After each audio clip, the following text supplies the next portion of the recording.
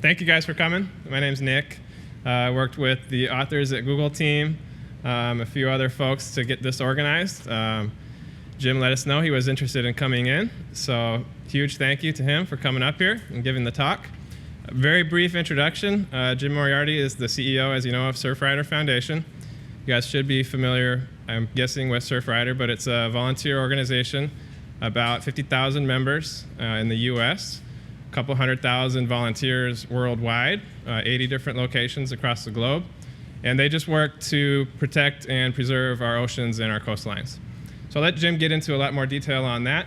A little bit of his personal background as well. He does come from software companies, both big and small. So he is equally as comfortable here in this setting as he is at a beach in, say, El Salvador. So let's go ahead and get started. Thank you again, Jim, for coming.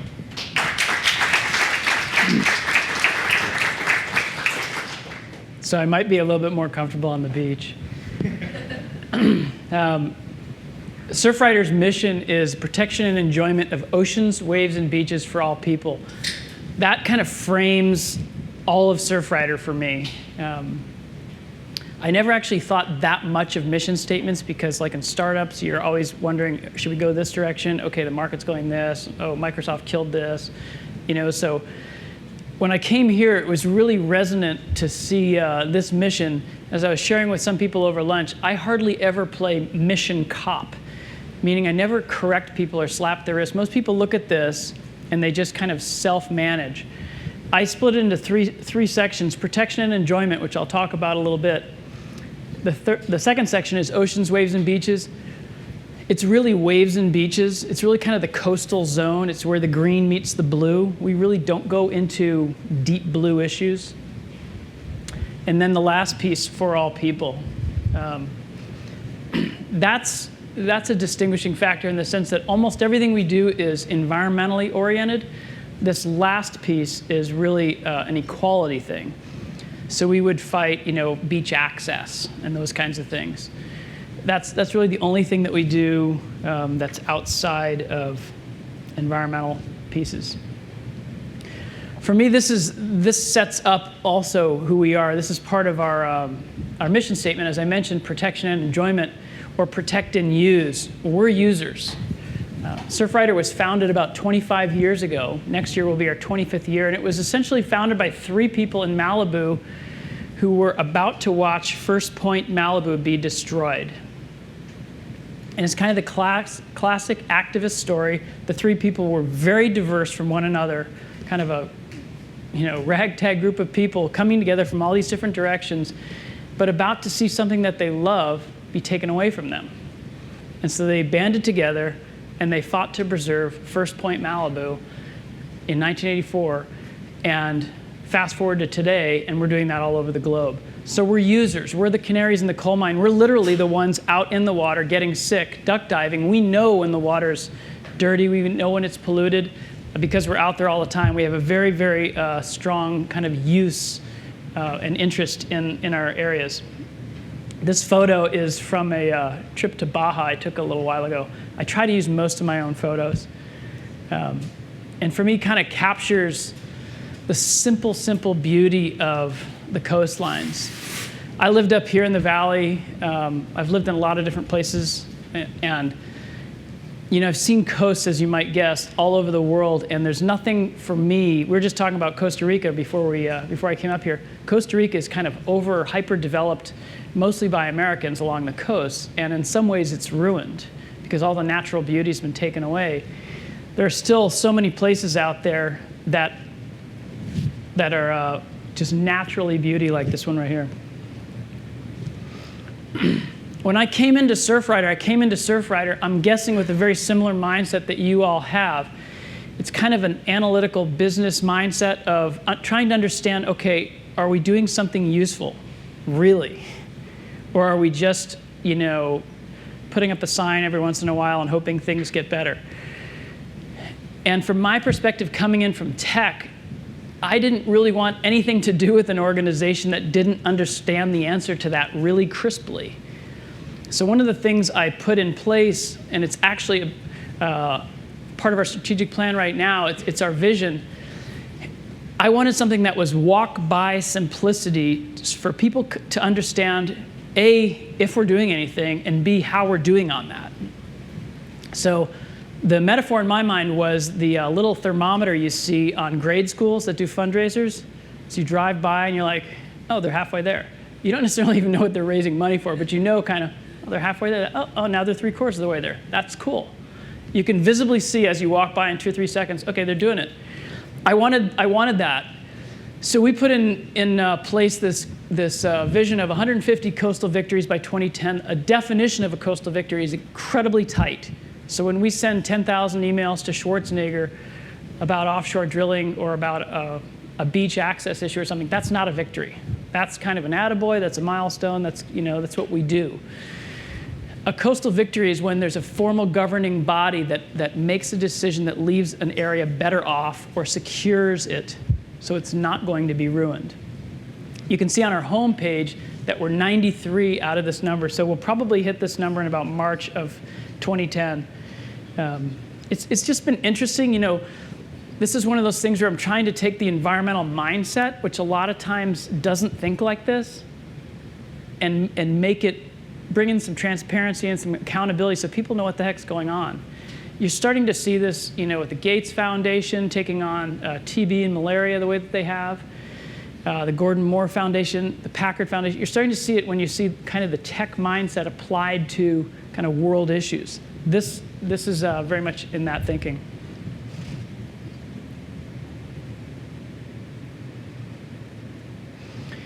We're a global network. We actually use Google Maps for a bunch of things. This is a good indicator of where we are in the world. Almost all of these dots represent a chapter, which is a formal group of people. You don't just band together in a bar or on the beach and say, hey, we're a chapter. You actually go through an organizing process, and you become a chapter. There are a couple examples down in Australia, mostly, where that definition is a little squishy. But for the most part, we are very, very strong in the US, pretty strong in Europe, increasingly strong in kind of Japan and in South America and also Australia. The interesting thing one of the interesting pieces of this whole network, as I take a step back and look at it, we don't plant chapters anywhere. They kind of self-identify and they self-motivate and essentially find us. We have about 500 requests for chapters that want to form outside the United States. So the whole Friedman world is flat phenomenon is very real. Information is essentially everywhere. Everyone knows where all the good spots are, whether it's for surfing or just if you're a beach enthusiast or something. And a lot of people are very concerned. One of the great things about this approach, this is a little bit of the metaphor of how I look at Surfrider. I describe Surfrider as kind of Wikipedia for a coastal area, meaning that for 25 years we've been crowdsourced. That's our value has been created by volunteers that put asset and information and value into this network. What we're increasingly doing is taking intelligence bases. So there's a pulp mill in Chile. It's actually it's in Chile. It's down here. Then also in Tasmania and in Oregon, there's 3 pulp mills that were fighting simultaneously. In the past, it would be just one lone activist, who probably doesn't really have a law degree. They probably don't have a science degree. They probably don't have subject matter expertise in anything. But what they do have is a lot of gumption and backbone, and they're going to get involved. So what we do to that process is add the other things. We have a huge network of lawyers, and now we're actually sending intelligence across time zones and borders like water, and that's how it should be. So as I look at this, I see a huge network that we essentially, what my day job is essentially optimizing this network day in and day out. So tools like Google Maps actually play a pretty big role in that. I love this picture. This was in New Jersey. A story that kind of captures the youth piece of our equation. I happened to be talking with President Clinton maybe a year or so ago. And we were talking about live aid at the time. And one of the one of the things they were trying to accomplish with Live Aid was to get activism kind of promoted, and they were toying with the idea of having the entrance to Live Aid be activist hours. And they didn't actually accomplish that because it's actually really complex to do. But he said, I just love stories about activism. And I'm like, oh, boy, do I have a lot of stories for you. He's like, I especially love stories about youth and activism. I'm like, well, I'll tell you one. A couple weeks ago, I get this email from a woman and says, I want you to come down and talk to my daughter. She's doing a beach cleanup. I'm like, okay, give me a little more information. So my daughter hand wrote these invitations to all of her friends, and she's going to do this beach cleanup with all of her friends. Will you come down and talk with her? And I'm like, well, you know, I don't do birthday parties. I'm not sure where this is going. And she's like, my daughter's 6. So I went down there and I actually podcasted this interaction. It's on iTunes. And I sat there with this little Mackenzie Steiner, and I asked Mackenzie these stupid adult questions like, are you an environmentalist? And she's like, I have no idea what that is. She's like, fish need clean water, birds need clean air. You know, she had this wonderful responses. So I'm telling this to President Clinton. He's like, I want to meet Mackenzie Steiner. I'm like, okay. So we fast forward to his book on giving, which came out last year. There's a sentence in that book that says, I know this is Google, but I'm going to use Bill Gates' name, that says, from Bill Gates to Mackenzie Steiner, everyone has a role in this. And to me, that's absolutely right on the mark. Now, Mackenzie was actually part of his book tour when he promoted it and stuff like that. She's in that book in a couple places. We have 22 high schools around the US that kind of adopted Surfrider clubs without asking us, I might add, and are doing water quality testing and everything else. We have a huge emphasis on youth. This happens to be where I live in Southern California. It's a small beach town called Solana Beach. It's right near Del Mar, a little bit north of La Jolla. A lot of what we do is monitor the coastlines. We're locals. We're locals all over the world, which has its really good side benefits for me, because no matter where I go, I'm with locals. That's always good. This is a parking lot that has been redone 3 times in probably the last decade and a half. The first 2 times, they did it and they put the interesting thing is from here to the water is only about 50 feet. It looks like it's farther, but it's really close. They put the bathrooms right here, right next to the sand, because the beachgoers are right here. The problem with that is that this is also where Rob Machado learned to surf, seaside. The problem is that swells come in and just hammer this thing. So those bathrooms were taken out twice. You know, taxpayer dollars, blah, blah, blah, blah, blah. So what Surfrider does a lot of times is work with local city councils, local people. We're kind of known for putting butts in seats at places. We increased the record at a coastal commission hearing from 500 to 3,500 a few months ago. In this particular location, though, what we did was to work with them to ensure the least possible impact with this seawall. We're kind of anti-seawall, because as soon as you put cement up against the ocean, you've essentially picked a fight with a force you're not going to win. You're just not going to win. It might be tomorrow or in a year, but you're not going to win it. And what happens immediately is high accelerated erosion happens right next to the wall. Anyway, we work with them to get the best possible solution. So a lot of what we do is highly local. Probably 99.8% of all of our work around the world is done by volunteers. Again, kind of a Wikipedia model. But the thing that's so cool is just that no matter where you are, whether it's Santa Cruz up here or San Mateo or San Francisco, there's locals that understand the ecosystems. They understand those coastal regions, and they work to protect them. This is one of my kind of mantras. As you might guess, you know, kind of a geek mentality coming into the environmental world. After seeing how slow things worked and getting my head around that, probably my largest goal at Surfrider is to influence the culture into using as many tools as possible.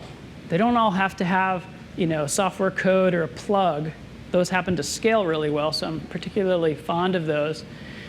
But I also like these kinds of approaches. This is, in Florida, the cruise ships and the gambling ships that people go out on to gamble or to take day cruises or whatever. They go out and they dump all their raw waste straight into the ocean. And no one knows that. I don't think that people would knowingly say, hey, I'm going to go gamble and I'm going to just throw all my trash straight into the reef right here. It's not even that far from the beach. And we're not talking about military and people that have kind of special exemptions and stuff. These are like commercial gambling ships. So Sun Cruise happened to be a gambling ship that we just took on. And we had a massive inflatable toilet. We did this message behind a plane. We're not militant in the sense of like the Earth First crowd and all those kinds of things. We would never push, breaking the law, but a lot of times in our day-to-day world, we get so hit by, emails and spam and micro ads and everything else that you got to find ways to break through the clutter. And I'm just a massive fan of using every possible tool and testing as many along the way until you find the right way to connect with people. One of the big words with me is on-ramps. And it's also where I think the environmental movement, up until a few years ago, really missed the mark. In my opinion, the environmental movement and environmentalists, they were an exclusionary club. They had a secret handshake, their own jargon, and they essentially pushed people away. They really didn't want you in their club, truthfully. They would say they did, but not really. And that tension is happening right now as everyone's really trying to examine their lifestyle and try to get greener and greener and have a smaller carbon footprint and everything else. The environmentalists that have been around for decades, there's tension there. For me, what I mean by on-ramps is that we need to give, Surfrider and every other environmental organization needs to give as many ways to connect with people as possible. If you're into digital photography, we need to figure out a way to bring you in. So we need to give you a way to share your digital photography that helps the entire movement. And then once you take that step in, then you're going to be more engaged in the entire process.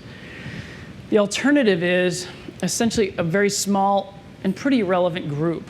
And you see those around a lot where there's no on-ramps. You have to speak a certain language. You have to either be, have this many initials after your name or go to this school.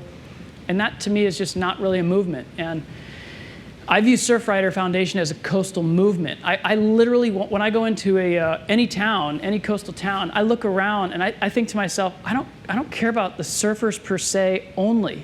Only about 25% of the people that engage with us are surfers.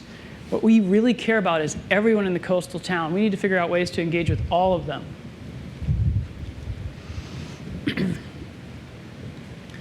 So a lot of what we do is education. I met a guy, it might have been yesterday, the day before yesterday, who works for Quicksilver surf camps.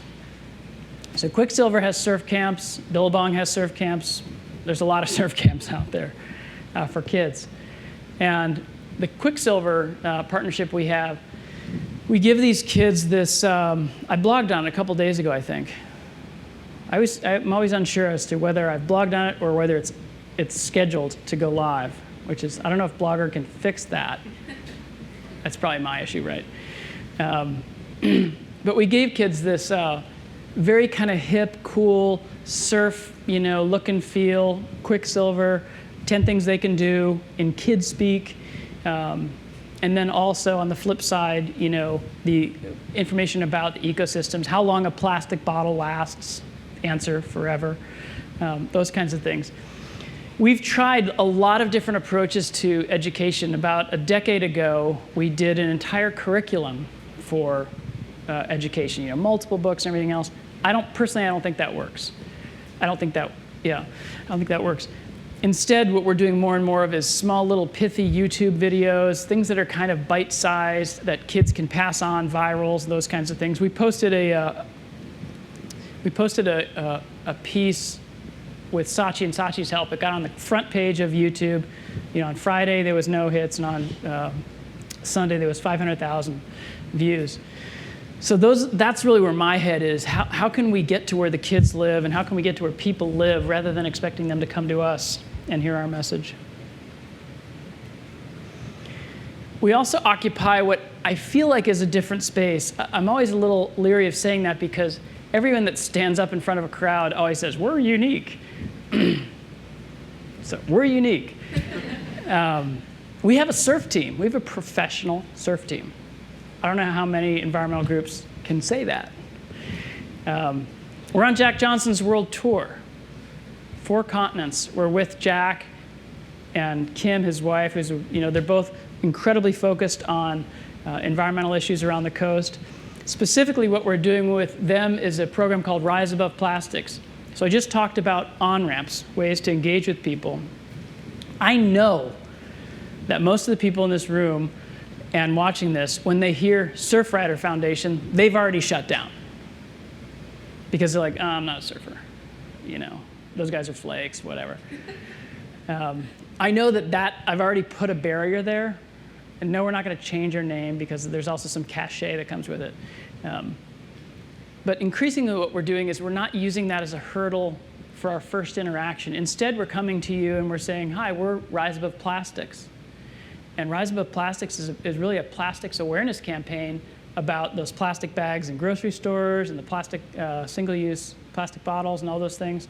And Google's a huge steward of these kinds of issues. I mean, I've been here a few times, and every time I'm here, it seems like more and more and more awareness around water and solar running your 30% of your utilities. That's awesome. What we're doing with Jack Johnson is this Rise Above Plastics, where we are literally going all around the world. We've already been New Zealand, Australia, Japan, a bunch of countries in Europe, and we're going to kick back into the United States, I think, in the next week or so. We're literally part of his tour. And in order to get people to interact with it, he's done this passport thing. You come and you get stamps, and then you have special download songs and everything else. Jack Johnson is, I don't know who to compare him to. He's kind of like a John Muir, a postmodern John Muir, And I would hate to even use the phrase rock star with him, because while that has some positive connotations, it also has a bunch of kind of Tommy Lee negative connotations. And he's not that. Jack is as simple as a person can be in terms of understanding and loving nature. He grew up on the north shore of Oahu. It's called country. So if you picture the stretch between Half Moon Bay and Santa Cruz, that gorgeous coast, and that's essentially where he grew up. And now he's this best-selling artist. So together we're working with him to bring single-use plastics awareness to the masses. It's funny, when I got off the plane in San Jose this morning, I was walking out that airport's changed a lot over the years. Every time I'm up here, it's just, where do I go now?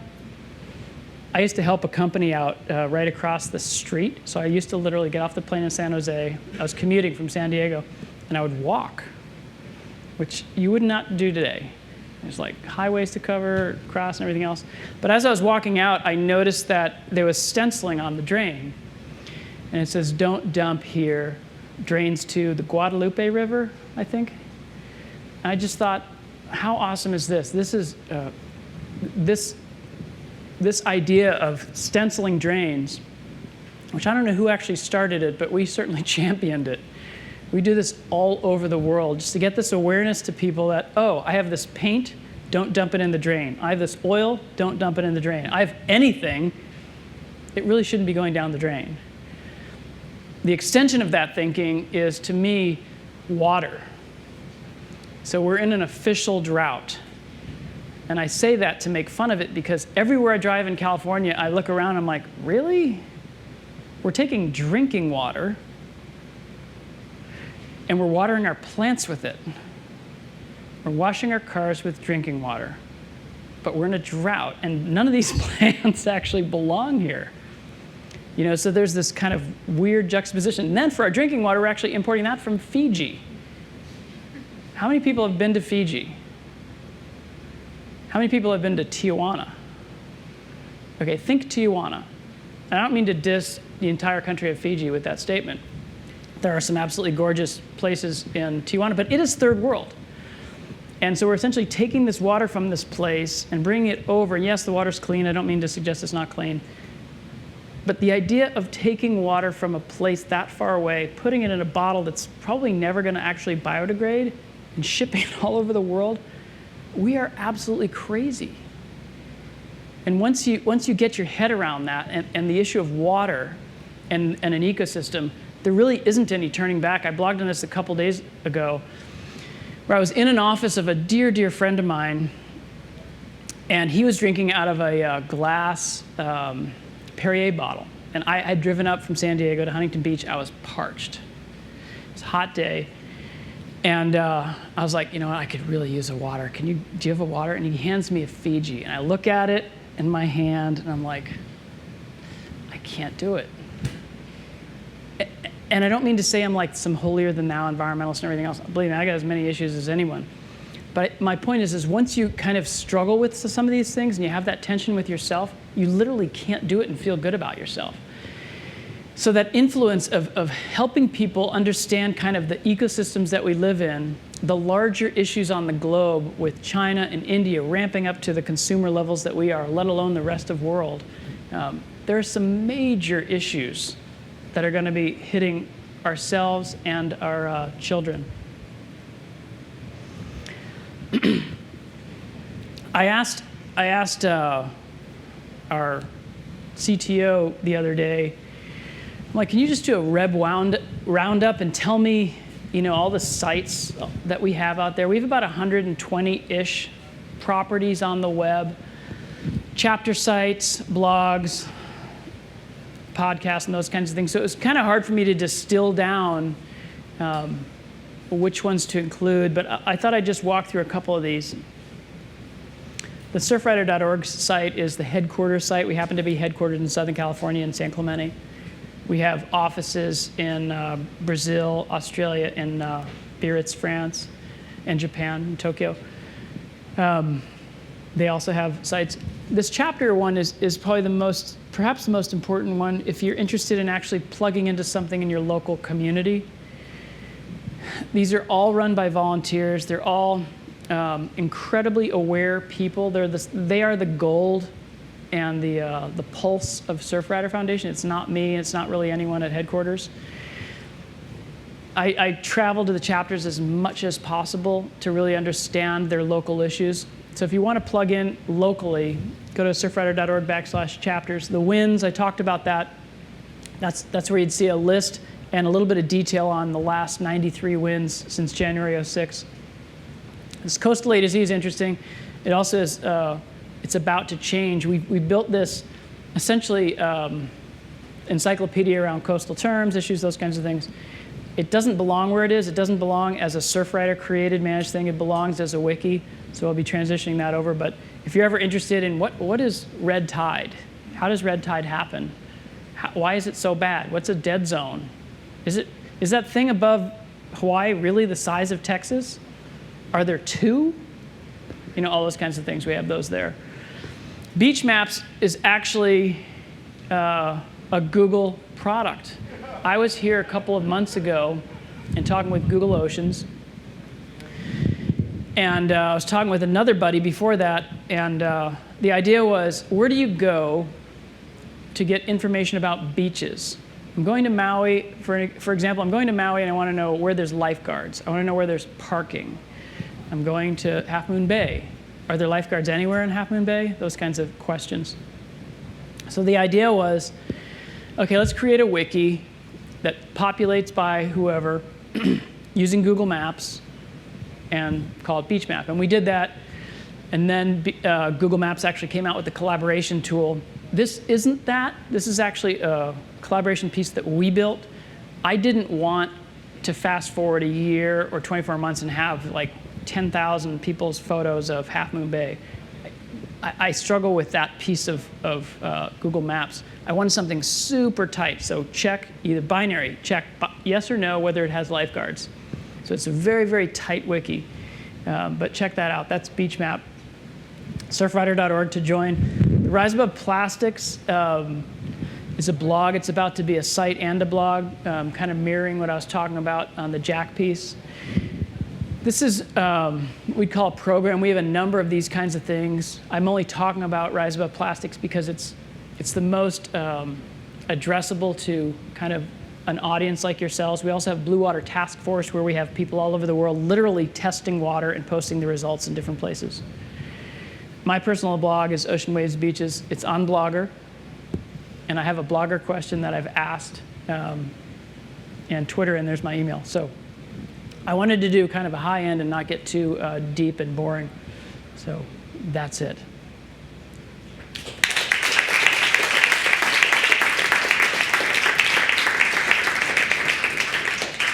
All right, we do have some time for questions.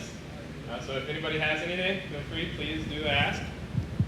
Jim didn't talk a whole lot about his blog, but I'm a huge fan of it, so please do take a look at that. Oceanswavesbeaches.com. It is on Blogger, and it is actually, there's a ton of information on there. And we'll turn it over now if you have questions. We have a microphone, so please use that, because we do have a VC as well in San Francisco. I have a quick question from BC. Wait. Go ahead.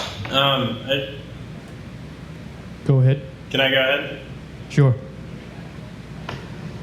Just wanted to say first, thanks a lot for coming and surf Ocean Beach in San Francisco a lot, and have really appreciated all the cleanups that Surfrider does out there. I guess my question is, like, how closely do you work with scientists, and where do you pull those resources? You kind of talked a little bit about networks, but I'm curious, like, how do you pull in all of these sort of alliances and scientists and lawyers, and how does that actually work? So there's a word that really describes this well, and it's grassroots. And another word would be network. And a lot of what we do is we just spread this network of people. We have a science network, and we have a legal network. And so people are constantly trying to find that on-ramp, that way to plug in with us. And a lot of times they have this incredibly tight subject matter expertise. Again, it could be in any area, but a lot of the science people that are involved with us, they work in the government, they work for the EPA, and yet they can't take the stance in their job that they really want to, or they can't use their intelligence in their job that they really want to. So we're an outlet for a lot of people to plug in and take their value, the assets that they've built over time, and find a place to plug it in. And that's how we get intelligence to fight, a pulp mill. This pulp mill up in Oregon, I was there about a week and a half ago, and to see this plume coming off this pulp mill, I mean, it just breaks your heart. It's this black goo, in the shape of a balloon coming off of this tube, this pipe. So we bring in people, again, it doesn't matter where they are on the globe, that have expertise in those kinds of effluents, pulp mill issues, those kinds of things. And to take that, use another example, I don't know what the year it was, we won the second largest Clean Water Act settlement in Humboldt County, California, addressing a pulp mill issue. So we try to attract, we speak at a lot of conferences. There's a guy, Chad Nelson, who runs our environmental department. We're out there a lot, and we have our chapters out there a lot. So there's a lot of places for local people to plug in, on a local and on a global level. I actually have kind of a career question. I'm curious how you decided to make the transition from tech to Surfrider, how you connected to Surfrider in particular, and how long you've been there, and just anything about the how and why. Yeah, it was kind of weird. I'll never forget it. I was actually working with Frank Geary, the architect. He was trying to start a software company that essentially enables him to make those ice cream cone kind of buildings that he does. And I was driving home from Santa Monica to San Diego, and I got a call from a headhunter, and he said, hey, you've been identified, would you like to talk to the board of directors of Surfrider about potential role of coming in to lead the organization? I'm like, I'd love to talk to the board. I love that organization. I'm not the guy. So I went in, and I literally, over a 6-month period, for 4 months, I told the board that I wasn't the right person. And it wasn't strategic, although it is a good strategy, it turns out. It wasn't strategic. I literally said, you know what, I'm not a policy wonk. I don't want to be a policy wonk. I'm not like this capital E environmentalist. I'm a small e environmentalist. You know, I'm a geek. I'm a business person. I'm a startup guy. But during the 6-month period, I every time I met with them, I'm like, you guys need to embrace podcasting. You need to get out there you need to be an iTunes option. You need to be out in people's faces more, using all these new tools and everything else. And in the process of that 6-month period, it took me 3 or 4 months to actually think to myself that I was the right person. And the tipping point for me was my wife, who got there much faster. She got there by the time I got home that first day. She had taken out like 3 books for me to read. She's that way.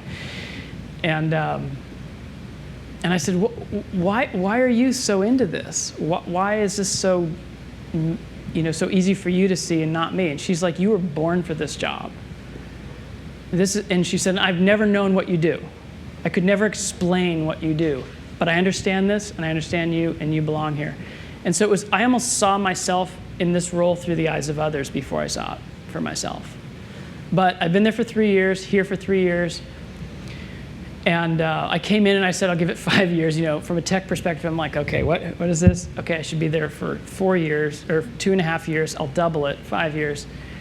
But it does feel like I won't accomplish what I want to accomplish in 5 years. We've grown in every way that I've wanted to grow, and culturally we've shifted, but there's such an opportunity there. And the other reason that I'm very content staying there is the stakes are pretty high. I was telling the story at lunch. My daughter was given a 1-question essay to get into a school, and the question is, what's the largest issue facing your generation? She's 13. She just turned 14.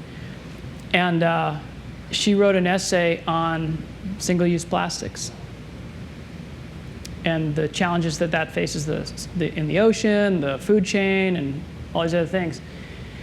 It's one of those things where the more pregnant you get mentally with these concepts, the more burdened you are by them. That's why Jack Johnson's doing what he's doing. I mean, he can't not do what he's doing. That's how he's wired. So it's a very cool place to be. I mean, the activists, what better place is it to be with, tens of thousands of volunteers that are giving of themselves, their time, energy, resources, everything, for the same mission with almost no infighting. It's rad. It's great. Did you have a question? I was going to ask, actually, how amenable have professional surfers been to your cause, given that kids look to them as role models? How amenable have professional surfers been to the cause? I would say that the shift that we've seen in like the last 3 to 5 years of environmentalism going from essentially almost nothing to pretty mainstream, there's a similar shift with professional surfing, the surf industry, et cetera. And it's not that they all went from nothing to everything. I think culturally we haven't either. So I would say that professional surfers, the surf industry, and everyone is essentially in the nascent stages of understanding their own habits, their own place, their own on-ramp to plug in. There are some people that go to the absolute top of the heap. There's this guy, Sean Thompson, who essentially defined tube riding in some ways. He's probably the best statesman for the sport of surfing. Sean bleeds for us every day. He does anything for us. Kelly Slater just did a great deal with Eddie Vedder. We have some pretty cool kind of people around us. Eddie Vedder just did a concert at a private house on the cliff. It was a great thing. It was Kelly Slater, funding specific campaigns. So more and more people are plugging into very specific campaigns, which is the way that it should be. I almost don't want people to just say generically, I support kind of your mission. I mean, that's great. We want kind of unrestricted funds, but what we really want are people's hearts. We want them locally. Like wherever you live or wherever the beaches are that you identify with, you support those kinds of things. And if it's not beaches, I always tell people, find what you love and support that. If it's not environmentalism or Surfrider, that's fine. But engage somewhere, act. So we're seeing that more and more with professional surfers.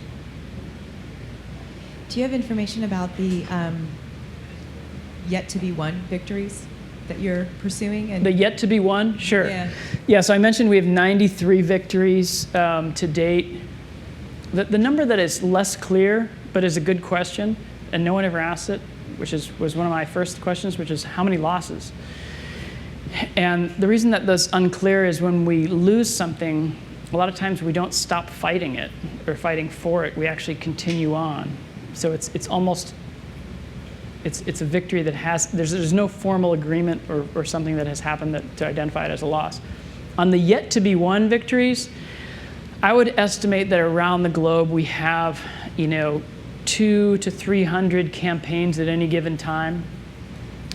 And probably the sweet spot for the longevity of those campaigns is a year. There's one in Southern California, this trestles one that some people might know about. We've been fighting to preserve trestles for 12 years. And it's heated up in the last kind of 12 months, and it'll take another 12 months to come to through this milestone. If we win, we'll still be fighting to protect trestles for the rest of our lives. In some ways, when I talk to activists, I say, don't think of Surfrider or environmentalism as kind of a campaign. Think of it as a lifestyle. And that's, I think, what's starting to shift with people's use of bags in the grocery. It's not like you want to go to the grocery bag or the grocery store and not take those single-use bags once. That's really not going to do that much difference. But if you bring your own bags, I think the estimate is that you take 400 bags out of the, basically out of the oceans or out of landfills, because that's where they're going to end up. So there's a few hundred campaigns all over the place. In some regions, they're super active. Like Florida we just have an incredible staffer in Florida. So Florida's just like exploding. And plus you have development exploding through Florida. And then in a lot of third world places or second kind of developing places, like Central America and Peru. I guess I was wondering more if you have a list of those yet to be won victories and information so that if there are people that could on-ramp and help in that, where they would find out. Yeah, that I would point people back to the chapters. Because sometimes even though you might have expertise that spans regions or areas. Yeah. I mean, but it's not as crisp as saying, okay, this is an issue now, and it's actually going to stay an issue until there's a deciding factor, because things go dormant, like the housing crisis, the subprime loan deal happening right now. That's actually forced a lot of things. But one of the things that slowed down is development, which actually puts some of our campaigns on the back burner. So that happens a lot in our world, where it's campaign, it cools down. Oh, there's more funds put into it from other forces. Oh, we need to ramp up. So it's not as simple as there's a list of 250, and out of a milestone of 1 to 10, here's where they are. It's hard to dashboard them. We've put dashboards around a lot of things. It's hard to do it on that one. Does that make sense? Yeah, I guess I'm just wondering, if I'm a person with a certain skill set, how best to volunteer my skills, and I could do it at the local level. But if there's something where it might help better a more regional. We always tell people to start at the local level, and the next step is at the state level or at the regional level. So, as an example, we're doing a California conference in about a month. It happens to be we're going to do it in San Francisco. So there you would see not just Monterey and San Francisco and Santa Cruz and all those areas, but you'd actually see the entire state of California. I think there's maybe 20 chapters in California.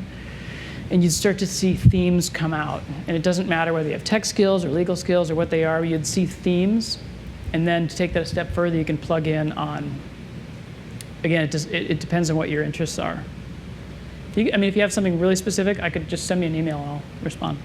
Yeah, I think just following up on her question, I was going to ask if there's a need section of we need an expert in water in such and such a thing or something that It's a killer idea. I'll have to think about that one. The reason that it's harder to execute on than it might sound is, as I said, if you throw the percent 90, a very high 90% run by volunteers, mm-hmm.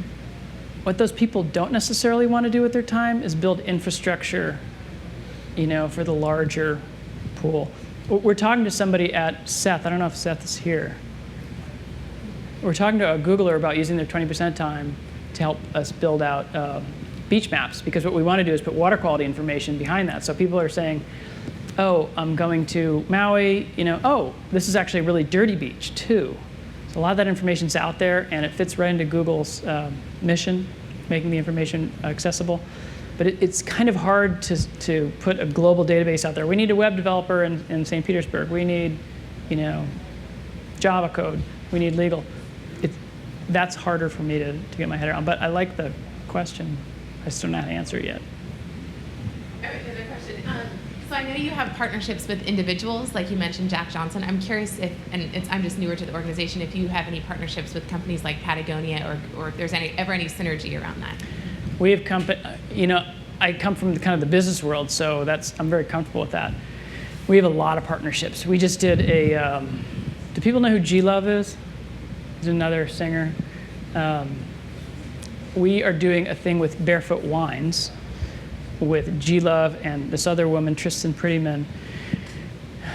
We kind of really intersect with emerging artists for whatever reason, and people that love the beach. So we're doing beach oriented events around the US. I don't think they're international.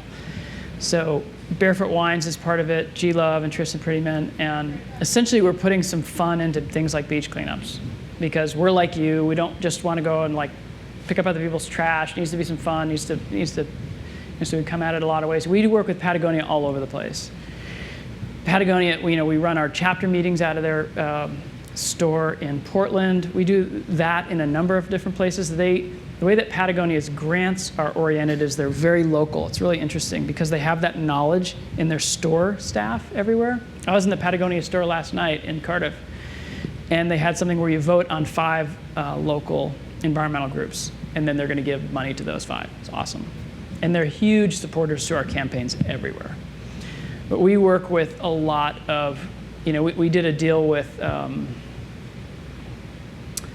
we did a car deal, which was weird, but it was, wrapped in, our messaging, and that's one that we struggle with. It used to be you'd never ever do a deal with cars company, and now it's more like, okay, what kind of car is it? What's the miles per gallon? And so yeah, we're very heavily partnered. It's something that we believe in. When I I'll never forget the first time I went to Bob McKnight, who's the CEO of Quicksilver. And I said, Bob, I don't want your money. I do, but that's not what I really want. What I really want is your distribution channel. Because we're not in business to grow the Surfrider brand, we're in business to influence culture and to change that and to help people around the coast understand not to dump down the drains and those kinds of things. So if you go on Surfline today, which is one of the biggest surf sites, on the top banner, they have a board short out, which I kind of like. It's organic cotton and everything else, and it just basically says, buy these shorts, and proceeds go to Surfrider Foundation. So those kinds of deals, we do them all the time. Billabong, I should probably plug Billabong, and their CEO, Paul Nadi, they've been a patron saint of ours. Jim, again, thank you very much for coming. I had a question regarding the selection of the strategy for the various projects that Surfrider goes through. How do you select which battles to draw the line in the sand, and which ones possibly to let slide? We at headquarters don't select any local campaigns. As I mentioned earlier, that all the chapters are grassroots, run by volunteers. So we don't tell, as an example, in Santa Cruz, you're going to fight this, or in anywhere. We don't dictate those. We assist, but the locals, we essentially agree that, or have the mindset that locals know the area, they know the issues that they want to fight for, and we're going to help them do that. So we don't pick. We do have policies. Like 2 weeks ago, we passed a policy on alternative energies, specifically wave energy. So as you might guess, with all the various cost of oil and everything else, a lot of people are looking at alternative energies. There's wave farms being proposed in places like England and Oregon. And these wave farms are massive buoys, 20 feet, 30 feet tall. And all of a sudden, if you think of 200 of those, it starts to get a little interesting. And one of the first ones in Oregon that was unsinkable sank. And then the company was saying, well, we're not going to take it out. So we're engaged in those kinds of things at a policy level, but we actually don't make decisions about specific fights locally. Any other questions? I like to keep it right to an hour. I mean, if you ever want to contact me, my email is jim@surfrider.org. That's probably the crispest way to get to me. All right. Well, thank you very much. Thank you, guys.